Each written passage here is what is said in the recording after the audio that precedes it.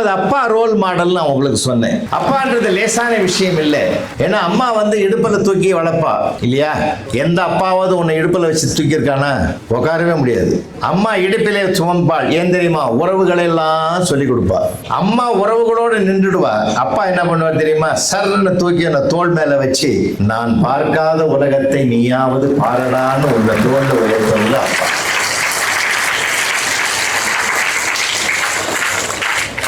அவர் எப்படி role model?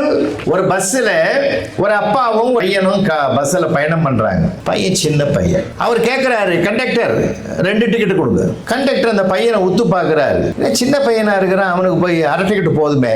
அப்பா சொன்னார், இல்ல சார் அவனுக்கு 8 வயசு ஆகுது, ஃபுல் டிக்கெட் கொடு. கண்டக்டர் சொல்றாரு, பார்த்தா அப்படி தெரியலையே சார். பரவாயில்ல சார், நீங்க வாங்கிக்க சார், அரை டிக்கெட்டே போதும். இல்ல சார், நீங்க ஃபுல் டிக்கெட்டே கொடுத்துருங்க. அப்போ பயணம் முடிஞ்சு இறங்கும் போது கண்டக்டர் கேட்கிறாரு, நான் சார் 4 ரூபாயை வேஸ்ட் பண்ணிட்டீங்களே, நான் தான் பரவாயில்லன்னு சொன்னேன், நீங்க அப்ப கூட கேட்க மாட்டேங்க. அப்ப அவங்க அப்பா சொன்னாரு, சார் எனக்கும் என் பையனுக்கு 8 வயசுன்னு தெரியும், என் பையனுக்கும் அவனுக்கு 8 வயசுன்னு தெரியும். நான் 8 வயசு இல்ல அப்படின்னு சொல்லி ஒரு வார்த்தையை சொல்லி ஒரு 4 ரூபாய்க்காக ஒரு பொய் சொன்னா, அப்பா பொய் சொல்லுறார், நாமும் சொல்லலாம்ன்ற எண்ணம் அவனுக்கு வந்துடும் சார்.